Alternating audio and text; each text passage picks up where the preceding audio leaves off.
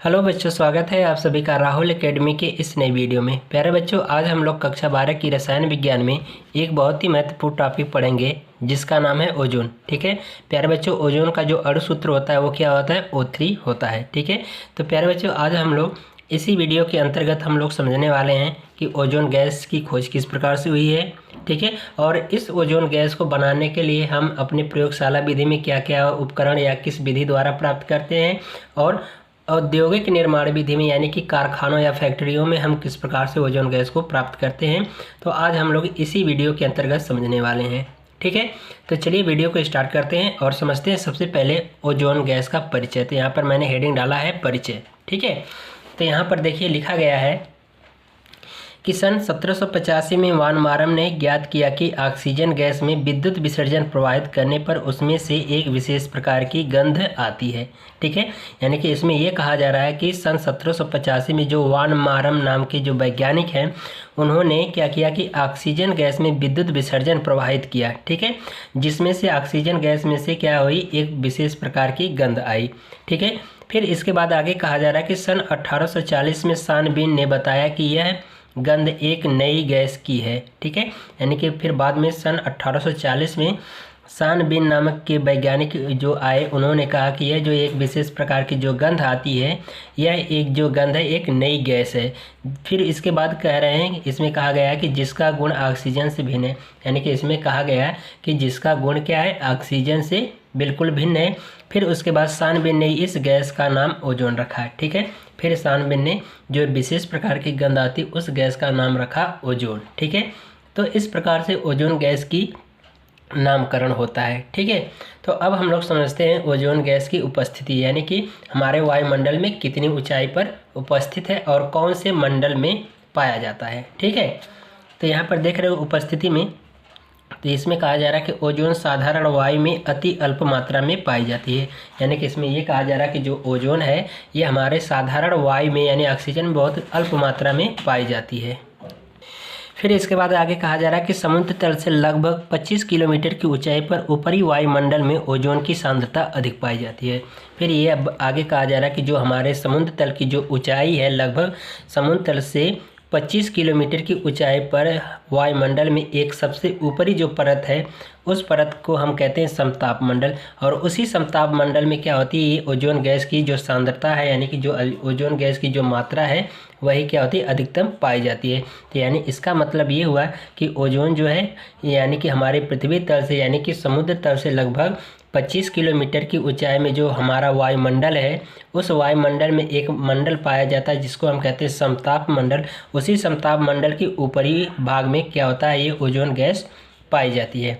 ठीक है, तो ओजोन गैस जो है ये हमारे लिए बहुत ही लाभदायक इस प्रकार से है कि जो सूर्य से आने वाली जो अल्ट्रावायलेट किरणें होती है, जो परावैंगनी किरणें होती है, उन सभी को क्या करता है, पृथ्वी तल से आने से रोकती है। ठीक है, अगर ये पृथ्वी तल से आने पर अगर नहीं रोकती तो सभी जीव जंतु और पेड़ पौधों के लिए बहुत ही घातक सिद्ध होती है। ठीक है, तो इसलिए हमारे लिए ये क्या, ओजोन गैस एक सुरक्षा प्रदान करती है। ठीक है, तो अब हम लोग आगे देखेंगे ओजोन बनाने की विधियाँ। ठीक है, तो यहाँ पर देख रहे हो कि जो ओजोन बनाने की जो विधियाँ हैं, हम दो विधियों द्वारा इसको बनाते हैं। तो यहाँ पर है प्रयोगशाला विधि, दूसरा औद्योगिक निर्माण विधि। ठीक है, तो यानी कि हम प्रयोगशाला में किस प्रकार से कौन कौन विधि अपना करके हम ओजोन गैस प्राप्त करते हैं, और कारखानों या कंपनियों या फैक्ट्रियों में या औद्योगिक निर्माण में हम किस विधि द्वारा ओजोन को प्राप्त करते हैं। तो आइए यहाँ पर देखते हैं प्रयोगशाला विधि में। ठीक है, प्रयोगशाला विधि में हमारे पास दो विधियां हैं, यानी कि दो विधियों द्वारा हम प्रयोगशाला में ओजोन गैस प्राप्त करते हैं। पहला है सीमेन ओजोनाइजर विधि, दूसरा है ब्राडी ओजोनाइजर विधि। ठीक है, फिर उसके बाद औद्योगिक निर्माण विधि में यानी फैक्ट्रियों या कारखानों में कौन सी विधि द्वारा ओजोन प्राप्त करते हैं, तो इसका नाम है, पहली जो विधि है इसमें ये है सीमेन और हाल्स के ओजोनाइजर विधि। ठीक है, तो प्यारे बच्चों, आज हम लोग प्रयोगशाला विधि में पहली जो विधि हमारी है सीमेन ओजोनाइजर विधि, इसी विधि को देखेंगे। बाकी ये ब्राडी ओजोनाइजर विधि और सीमेन और हाल्स के ओजोनाइजर विधि, हम इन दोनों को हम क्या करेंगे, अगले वीडियो में इसका बिल्कुल अच्छे तरीके से स्टडी करेंगे। ठीक है, तो आइए सबसे पहले समझते हैं प्रयोगशाला विधि में जो पहली जो विधि है सीमेन ओजोनाइजर विधि। ठीक है, तो यहाँ पर लिखा गया है सीमेन ओजोनाइजर विधि, यानी प्रयोगशाला में जो पहली जो विधि पाई जाती है वो है हमारा सीमेन ओजोनाइजर विधि। यानी कि इस सीमेन ओजोनाइजर विधि द्वारा ही हम क्या करते हैं, ओजोन गैस को प्रयोगशाला में प्राप्त करते हैं। ठीक है, तो आइए सबसे पहले हम लोग सीमेन ओजोनाइजर विधि का सिद्धांत समझते हैं।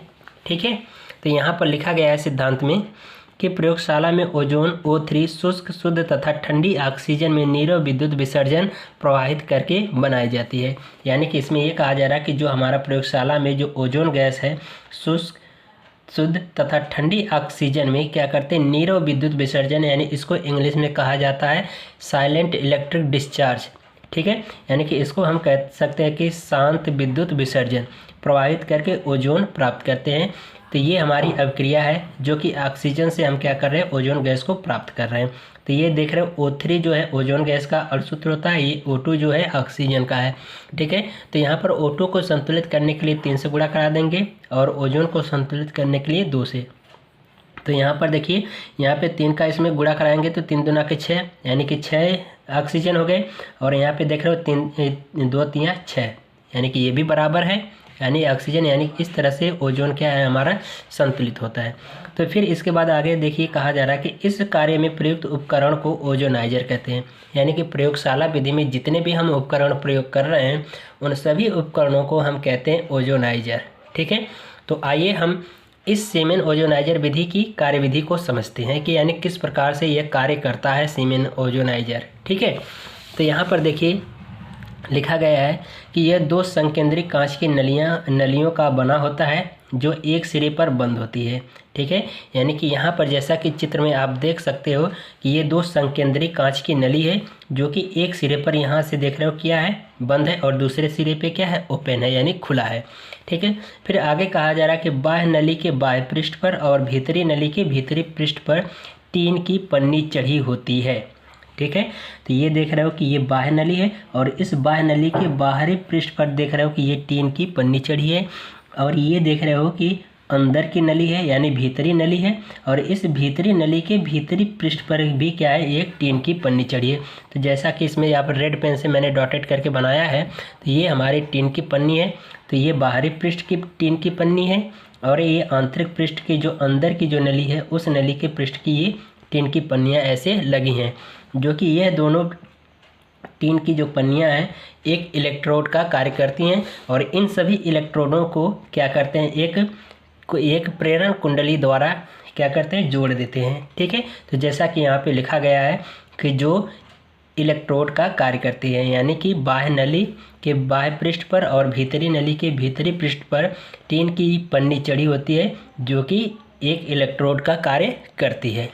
ठीक है, तो आगे देखिए, फिर आगे यहाँ पे कहा जा रहा है कि इलेक्ट्रोडों को तार द्वारा प्रेरण कुंडली से जोड़ दिया जाता है। यानी कि इन दोनों इलेक्ट्रोडों को, यानी कि भीतरी पृष्ठ की जो भीतरी जो टीन की पन्नी है और जो बाह्य पृष्ठ के यानी कि जो बाहरी नली के जो बाहरी पृष्ठ पर जो टीन की पन्नी है, ये दोनों हमारे क्या करें, इलेक्ट्रोड का कार्य करें और जिनको क्या किया जा रहा है, एक प्रेरण कुंडली द्वारा यहाँ पर जोड़ा जा रहा है। तो यहाँ पर देख रहे हो ये पॉजिटिव टर्मिनल है, ये निगेटिव टर्मिनल है, और इन दोनों प्लस टर्मिनल और माइनस टर्मिनल को क्या करते हैं, हाई वोल्टेज यानी उच्च विभवांतर के वोल्टेज से यानी उच्च विभवांतर द्वारा प्रेरण कुंडली से जोड़ा गया है। तो यहाँ पर लिखा गया कि high voltage from induction coil. ठीक है, यानी कि उच्च विभव को हमने क्या किया है, इंडक्शन कॉइल यानी प्रेरण कुंडली द्वारा यहाँ पर जोड़ा गया है। ठीक है, फिर इसके बाद आगे कहा जा रहा है कि और नलियों के बीच वलयाकार अंतराल में निम्न ताप पर शुद्ध और शुष्क ऑक्सीजन गैस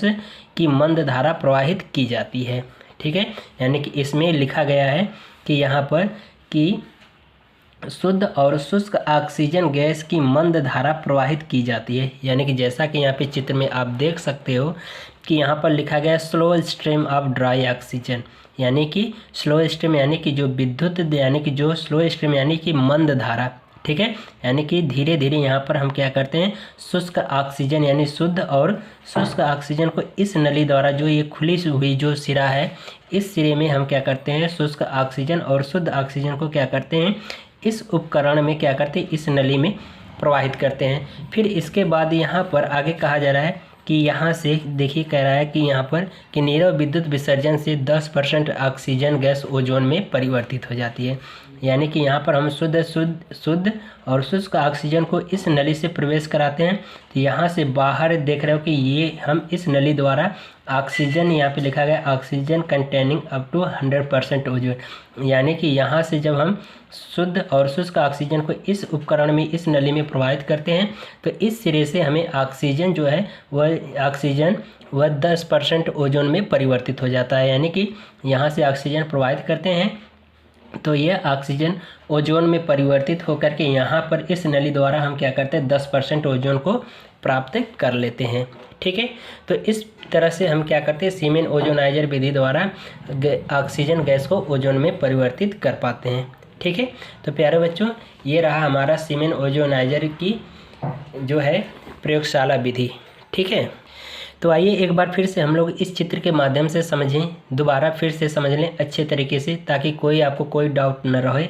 ठीक है, तो यहाँ पर देख रहे हो कि ये हमारी 2 संकेंद्रीय नली हैं और ये एक सिरे पर क्या है बंद है और दूसरे सिरे पर क्या होती है ओपन होती है। तो यहाँ से हम क्या करते हैं स्लो स्ट्रीम यानी कि मंद धारा प्रवाहित करते हैं, किसको, शुष्क और शुद्ध ऑक्सीजन गैस को इस नली से यानी खुली नली द्वारा हम इस नली के अंदर प्रवाहित करते हैं, यानी इस उपकरण में क्या करते हैं प्रवाहित करते हैं, जिससे यह ऑक्सीजन हमारा ओजोन में परिवर्तित होकर के हम इस सिरे द्वारा ऑक्सीजन को 10% के रूप में यानी कि ओजोन गैस को प्राप्त कर पाते हैं। यानी कि इस नली में जब हम शुष्क और शुद्ध ऑक्सीजन को प्रवाहित करते हैं तो इसी नली के अंदर हमारा क्या होता है कि जो ओजोन गैस है, जो ऑक्सीजन गैस है, वो हमारा ओजोन के रूप में परिवर्तित हो जाता है। तो इस नली द्वारा हम क्या करते हैं ओजोन को 10% प्राप्त कर पाते हैं। ठीक है, या फिर अगर हम इस नली द्वारा ऑक्सीजन को प्रवेश कराएं तो हम इस नली से हम क्या करते हैं ओजोन को प्राप्त करेंगे।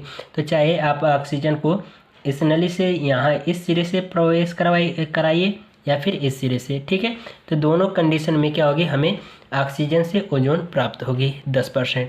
ठीक है, और यहाँ पर ये जो बाहरी पृष्ठ की जो बाहरी नली के जो पृष्ठ है ये टीन की पन्नी, और ये आंतरिक पृष्ठ यानी कि जो अंदर की जो नली है यानी भीतर की नली के भीतरी पृष्ठ पर ये जो टीन की पन्नियाँ लगी हैं ये हमारा इलेक्ट्रोड का कार्य करती हैं। इनको हम क्या करते हैं एक प्रेरक कुंडली द्वारा इनको जोड़ देते हैं, जिसमें हम क्या करते हैं हाई वोल्टेज को सप्लाई करते हैं।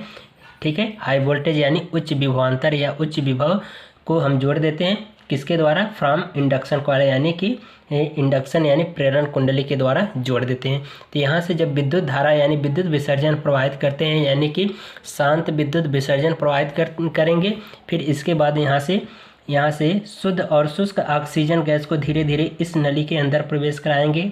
ठीक है, और यह जो ऑक्सीजन जो हमारा है यह किस में परिवर्तित हो जाता है, ओजोन में परिवर्तित हो जाता है, और इस ओजोन को गैस को हम क्या करते हैं इस नली के द्वारा या इस सिरे द्वारा हम क्या करते हैं 10% ओजोन को प्राप्त कर लेते हैं। ठीक है, तो प्यारे बच्चों अगर आपको वीडियो ये पसंद आई हो तो वीडियो को लाइक करिएगा, शेयर करिएगा और हमारे चैनल को सब्सक्राइब ज़रूर से ज़रूर करिएगा।